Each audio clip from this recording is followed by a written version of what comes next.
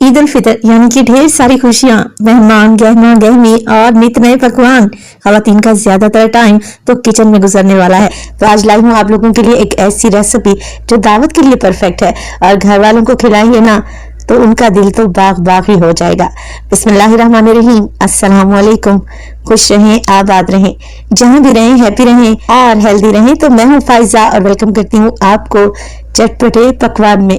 आज आपसे शेयर करूंगी मैं टेस्टी कोफ्ता पुलाव। बनाना आसान है, इसके अलावा कोफ्ते बनाकर आप फ्रीज भी कर सकते हैं। तो रेसिपी को एंड तक देखें, अच्छी लगे तो लाइक कर दें और चटपटे पकवान को सब्सक्राइब भी कर लें। तो चले फिर रेसिपी स्टार्ट कर लेते हैं। तो जायकेदार कोफ्ता पुलाव बनाने के लिए सबसे पहले तो कोफ्ते बनाकर तैयार करेंगे, जिसके लिए लिया है मैंने चॉपर। और चॉपर में ऐड करने लगी हूँ मैं बीफ, तकरीबन 500 ग्राम यानी कि आधा किलो के बराबर है। और बोनलेस बीफ का इस्तेमाल करें, आप लोग मटन भी ले सकते हैं। अच्छा, गोश्त को चेक कर ले, बिल्कुल प्योर बोटी ली है मैंने, ना ही इसमें चर्बी है ना ही छिछड़े वगैरह है। ऐसा गोश्त लेंगे ना तो कोफ्ते एकदम सिल्की स्मूथ बनकर तैयार होंगे। तो कोशिश करें बिल्कुल प्योर बोटी का इस्तेमाल करें। अच्छा, वैसे तो आप लोग कीमा भी ले सकते हैं, मगर मैं आपसे कहूंगी कि आप लोग गोश्त के पीसेस लें, क्योंकि इन्हें वॉश करके ड्राई करके कीमा बनाएं तो कीमे में बिल्कुल भी पानी नहीं रहेगा, जिससे कोफ्ते टूटेंगे नहीं। अच्छा जी, अब डाल दिया है मैंने गोश्त में तकरीबन एक बड़ी साइज का प्याज, इसके अलावा 2 इंच का टुकड़ा अदरक का, 4 से 6 जवे लहसुन के, 2 हरी मिर्चें मोटे वाली, और डालेंगे इसमें ढेर सारा हरा धनिया बारीक काट कर डाल दें। मसाला में डालूंगी इसमें 1 स्पून के करीब नमक, इसके अलावा हल्दी शामिल करेंगे 1/4 टीस्पून। इसमें डलेगा धनिया पाउडर 1 टीस्पून के करीब, और पिसा हुआ गरम मसाला 1/4 टीस्पून। हाफ टी स्पून इसमें डालेंगे साबित सफेद जीरा, इसके अलावा लाल मिर्च डालूंगी 1/4 टीस्पून, क्योंकि मैं इसमें हरी मिर्च का भी इस्तेमाल कर चुकी हूँ। मिर्च नमक आप अपने हिसाब से सेट कर लिया करें। 4 टेबलस्पून भुने चने का आटा डालेंगे, ये नहीं है तो 4 टेबलस्पून ले लें। हल्का सा ड्राई रोस्ट करें और इसमें शामिल कर दें। बस जी कवर लगाएं और सारी चीजों को आप लोगों ने चॉपराइज कर लेना है, बिल्कुल फाइन सा पेस्ट बना लेना है। कोफ्तों के लिए यहाँ पर हमारे पास मटेरियल आ चुका है, तो चलें फिर कोफ्ते बनाना स्टार्ट करते हैं। अच्छा, मैं मीडियम साइज के कोफ्ते बना रही हूँ, आप छोटे बड़े अपने हिसाब से कोफ्तों का साइज सेट कर सकते हैं। तकरीबन आधा बीफ में मैंने 15 अदद कोफ्ते बनाकर तैयार किए हैं इस साइज के। तो आगे चलकर आप लोगों को बताती हूँ कि आप इन्हें फ्रीज के स्टेज पर कर सकते हैं। चलें जी, अब कोफ्तों को हमने फ्राई करना है, मगर फ्राई करने से पहले आप लोग जरा चावल चेक कर लें। तो मैंने लिए हैं यहाँ पर 750 ग्राम यानी कि 3 पाव के लगभग चावल मैं कच्ची बासमती इस्तेमाल कर रही हूँ। 2 से 3 पानी में धोएं और 20 मिनट पहले भिगो कर रख दें। कोफ्ते फ्राई करने फ्राइंग पैन में डाला है मैंने 2 कप के बराबर कुकिंग ऑयल। अब ऑयल को हल्का सा गर्म करें और 1 बाय 1 करके सारे कोफ्ते डालते जाएं। कोफ्तों को हमने गलाना नहीं है, जस्ट हमने इन पर कलर देना है और इनकी शेप मेंटेन रहे, इसी वजह से हम इनको हल्का सा फ्राई करेंगे। तो अब आप लोग यहाँ पर पूछेंगे कि फाइजा अगर चॉपर ना हो तो फिर क्या करें। जो सारे इंग्रेडिएंट मैंने बताए हैं ना, वो किसी बॉक्स में डालें और बाजार से फाइन कीमा पिसवा लें, तो आपका काम बन जाएगा इंशाल्लाह ताला। तो देखें 4 से 5 मिनट के लिए ही कोफ्ते मैंने फ्राई किए हैं। अच्छा सा गोल्डन कलर आने लगा है, लाइट सा। बस इसी स्टेज पर मैं कोफ्ते निकाल लूंगी।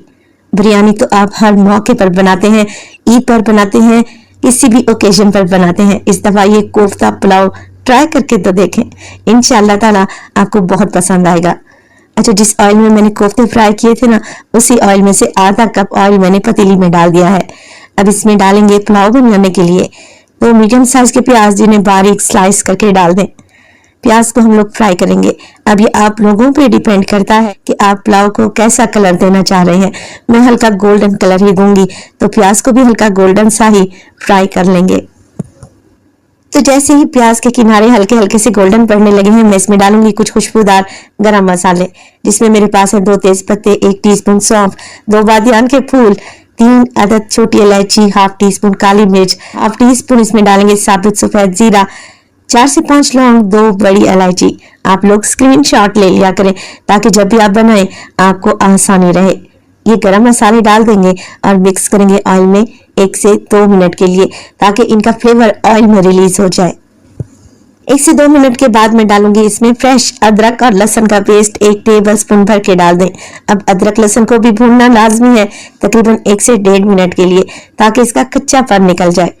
2 बड़े साइज के टमाटर लिए थे जिन्हें मैंने मिक्सी जार में डालकर पेस्ट बना लिया था, ये शामिल कर देंगे। आप चाहें तो टमाटर को काट कर भी डाल सकते हैं। टमाटर डाले हैं, मिक्स करेंगे और साथ के साथ इसमें डालेंगे मसाले जो कि कुछ ज्यादा नहीं है। पुलाव बड़ा ही टेस्टी बनेगा। तो यहाँ पर मैं डालने लगी हूँ नमक। नमक में डालूंगी चावल के हिसाब का, तो मैं 1 टेबल स्पून डालूंगी। इसके अलावा शामिल करूंगी मोटी कुटी हुई लाल मिर्च ½ टेबल स्पून और धनिया पाउडर 1 टेबल स्पून के। और इसी स्टेज पर अगर तो रेसिपी आप लोगों को जरा सी भी अच्छी लग रही हो, रेसिपी को लाइक कर दिया करें और चटपटे पकवान को सब्सक्राइब कर लें। आप सब लोगों का बेहद शुक्रिया। अच्छा, मसाले मैंने मिक्स किए हैं और साथ के साथ आधा कप दही भी डाली है। तो दही और टमाटर को मैं यहाँ पर मिक्स करूंगी, भूनूंगी नहीं, बस मिक्स करें और फिर इसमें डाल दें कोफ्ते जो कि हमने फ्राई करके हुए थे। ये बिल्कुल भी नहीं टूटेंगे, आप बिल्कुल भी परेशान ना हो, जैसे मर्जी चम्मच चलाएं और बनेंगे तो इतने सॉफ्ट कि आपके मुंह में घुलते जाएंगे। तो बस जी हल्का सा मिक्स करें टमाटर और दही के पानी में कोफ्तों को पकने के लिए छोड़ दें 5 से 7 मिनट के लिए। दही का पानी भी खुश्क हो जाएगा, टमाटर का पानी भी ड्राई हो जाएगा और कोफ्ते भी हल्के से स्टीम में पक जाएंगे। तो देखें ऑयल ऊपर आ चुका है, मसाला भून चुका है और माशाल्लाह से कलर कितना खूबसूरत है। अब इसमें डालूंगी मैं 4 से 5 हरी मिर्चें कट लगा डाला करें। हरी मिर्च में कीड़े भी होते हैं बाज़ औक़ात। डालेंगे इसमें चावल के लिए पानी। तो मेरे पास 2 गिलास चावल थे जिसके लिए मैं 2.5 गिलास पानी डालूंगी। तो कच्ची बासमती में इतना ही पानी ऐड किया जाता है, चावल एकदम परफेक्ट बनेंगे। चावल के ऊपर सिर्फ आधा गिलास पानी डालने लगी हूँ। कवर लगाएं और इस यखनी में अच्छा सा बॉयल आने दें। जैसे ही यखनी में बॉयल आ जाएगा डालेंगे इसमें भीगे हुए चावल। अब चावल डालें, हल्के हाथ से मिक्स करें और इसी स्टेज पर आप लोग नमक चेक कर लें। नमक आपको कम लगे तो मजीद भी ऐड कर सकते हैं। चावल डालने के बाद फ्लेम को मैं थोड़ा सा हाई कर दूंगी ताकि जल्दी से यखनी में बॉयल आ जाए। तो जैसे ही बड़े बड़े से बबल्स आने लगेंगे एक दफा दोबारा से मिक्स करें और चावल को पकने के लिए छोड़ दें। जैसे ही आप लोग देखें कि यखनी का पानी खत्म हो चुका है, बड़े बड़े से बबल्स आने लगे हैं, बस जी कवर लगाएं और 15 मिनट के लिए इस मजेदार से कोफ्ता पुलाव को दम पे लगा दें। अगर आपके पास मोटे तले का बर्तन है तो तवा लगाने की भी जरूरत नहीं है। तो 15 मिनट के बाद जब आप ढक्कन उठाएंगे ना तो आपका दिल ही खुश हो जाएगा। डालेंगे इस पर हरा धनिया और पुदीना और मैं आपको जरा चेक करवा दूं, चावल का एक एक दाना खिला है और कोफ्ते माशाल्लाह से बिल्कुल भी नहीं टूटे, लग रहे हैं ना टेस्टी। तो ये गजब का कोफ्ता पुलाव बनाएं और ईद पर अपनी वाह वाह करवाएं। बड़ा ही टेस्टी बनता है, बनाने में भी आसान है। मैं आपको जरा कोफ्ता चेक करवा दूं, देखें कितना इजीली टूट रहा है और कितना जूसी है माशाल्लाह से। रेसिपी बनाए तो अपना फीडबैक लाजमी दिया करें। आपके एक प्यारे से कमेंट का मुझे इंतजार रहेगा। अपना बहुत सारा ख्याल रखिएगा। फाइजा को अपनी दुआओं में याद रखिएगा। मुझे दीजिए इजाजत। टिल देन, अल्लाह निगहबान।